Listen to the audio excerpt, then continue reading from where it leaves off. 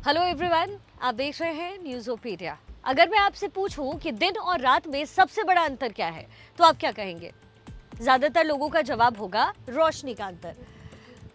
दिन में सूरज की रोशनी रहती है और रात में अंधेरा हो जाता है जब सूरज डूब जाता है। एक्चुअली सुबह सूरज के निकलने और शाम को सूरज के डूबने से ही हमें दिन और रात का पता चलता है। लेकिन अगर किसी देश में सूरज डूबे ही ना, जहां 24 घंटे सूरज उगा ही रहे, तो हैरान मत होइए, एक्चुअली ऐसा सच में पॉसिबल है। मैं आइसलैंड में हूँ इस समय, और रात के 12 बजे या दोपहर के 12 सूरज इसी तरीके से चमकता रहता है। अंधेरे का दूर दूर तक नामो निशान नहीं होता। ऐसा लग रहा है जैसे कि शाम के 4 या 5 बजे हो और सूरज ढलने की तैयारी इस समय कर रहा हो। लेकिन ये नज़ारा पूरी रात यहाँ पर रहता है। अंधेरा नहीं होता, 6 महीने ऐसा वक्त होता है, और इसे मिडनाइट सन कहते हैं, यानी आधी रात का सूर्य। ये लाइन अमूमन आपने नॉर्वे के लिए सुनी होगी, लेकिन एक्चुअली जितने भी नॉर्डिक या आर्कटिक सर्कल की जो कंट्रीज है, लगभग हर जगह सूरज की यही स्थिति होती है। पहली बार किसी आर्कटिक सर्कल में मैं आई हूँ। ऐसे भी ये एक्सपीरियंस बहुत नया है और बहुत ही अलग एक्सपीरियंस है।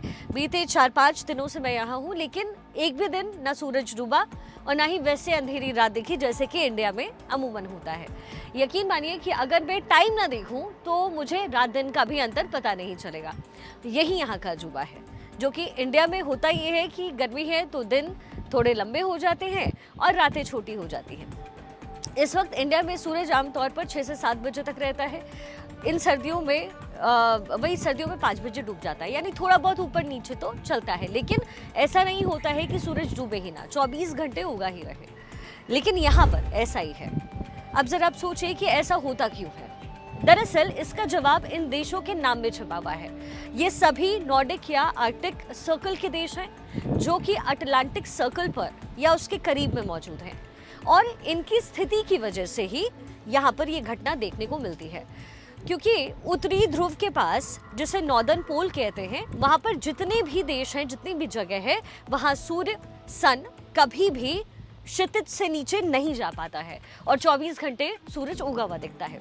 यूजुअली यहाँ पर ऐसा गर्मी में मई से जुलाई तक होता है, लेकिन ऐसा भी नहीं है कि रात को जो सूरज निकल रहा है वो एकदम प्रचंड गर्मी देता हो या फिर बहुत बहकता रहता हो। ऐसा बिल्कुल नहीं है।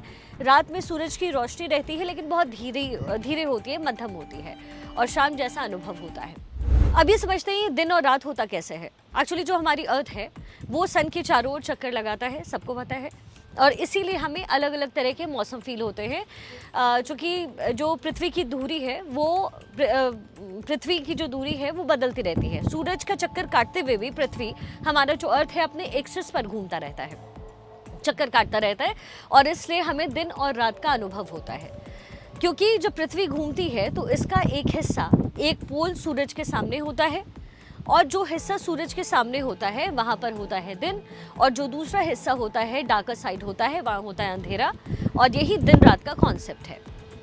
लेकिन ये सब इतना भी सिंपल नहीं है, क्योंकि आप सब जानते हैं कि अर्थ अपनी एक्सिस पर 23.5 डिग्री झुका हुआ है। इसका मतलब ये है कि एक टाइम पर एक हेमिस्फेयर और दूसरे हेमिस्फेयर के कंपैरिजन में हमेशा सन के ज़्यादा करीब होता है। जैसे कि आइसलैंड में अगर हम हैं तो आर्कटिक सर्कल में हम हैं, नॉर्दर्न हेमिस्फेयर में ही आता है, और गर्मी के इस मौसम में अर्थ का जो नॉर्दर्न हेमिस्फेयर है वो सन की तरफ ज़्यादा टिल्टेड होता है। अब जैसे जैसे अर्थ अपने एक्सिस पर घूमती है, पूरा का पूरा हिस्सा सन को फेस करता है। यानी कि नॉर्थ पोल में तो गर्मी के मौसम में 6 महीने तक अंधेरा ही नहीं होता, और नॉर्थ पोल के पास के जितने भी देश हैं, नॉर्दर्न हेमिस्फेयर के आसपास के जितने भी देश हैं, वहाँ पर भी कमोबेश यही स्थिति होती है। ज़्यादातर समय सूरज उगा रहता है, रात नहीं होती है। हाँ, लेकिन रात में आपको जो रोशनी दिखती है वो चुभने वाली नहीं होती है। वहाँ अंधेरा तो नहीं है, लेकिन सूरज की रोशनी बहुत मध्यम होती है, बहुत तपिश नहीं होती है। तो यही नेचर है, जहाँ इतना कुछ है, यहाँ ऐसी ऐसी चीज़ें हैं जो हमें न सिर्फ हैरान करती है, बल्कि यहाँ आकर के ये सोचने पर भी मजबूर करती है कि कुदरत कितनी ज़्यादा शक्तिशाली है और हम उनके नियमों से कितने बंधे हुए, कितने छोटे से जीव हैं। तो ये है पूरी कहानी, जो कि आपको नॉर्दर्न एरियाज़ में अक्सर देखने को मिलेगी।